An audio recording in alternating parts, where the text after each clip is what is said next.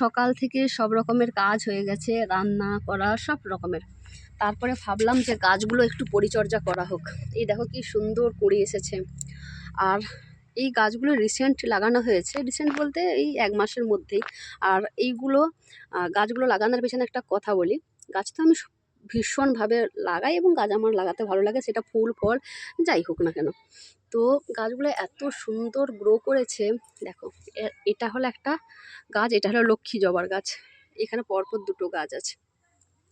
আর এই গাছগুলো নিয়ে এসেছিলাম, কিছু গাছ নিয়ে এসেছিলাম জন্মাষ্টমীর দিন, আর কিছু গাছ নিয়ে এসেছিলাম কোনো একটা কারণে।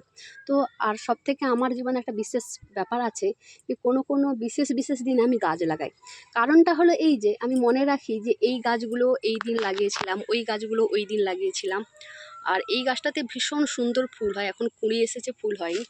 তো দেখো গাছগুলো কত সুন্দর, এত কুঁড়িতে ভরে গেছে। গাছগুলোর পরিচর্যা বলতে শুধুমাত্র আমি একটু জল দেই, ভাতের ফ্যান, আর যেটা দেই হলো সবজির যে ছালগুলো হয় না সেগুলো জমিয়ে রেখে তার যে জলটা সেটাই দিই, একটু গন্ধ করে।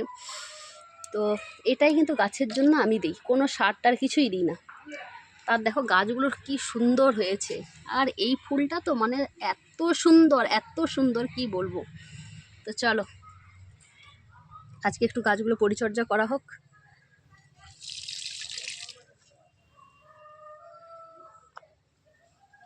আর এইগুলো তো শীতের ফুল। এই গাছটা নিয়ে এসেছিলাম বাবার বাড়ি থেকে অনেক দিন আগে, তো এখনো পর্যন্ত সুন্দর সতেজ আছে। আরও অনেক গাছ আছে, সেগুলো অবশ্যই পরে দেখাবো। আজকে এই গাছগুলো এতটা পর্যন্তই, এগুলোর আজ পরিচর্যা হবে। আর বাকি গাছগুলো আগামীকাল হবে, আগামীকাল রবিবার, পুরো সারাদিন ছুটি, পুরো গাছ নিয়েই পড়ে থাকবো আমি।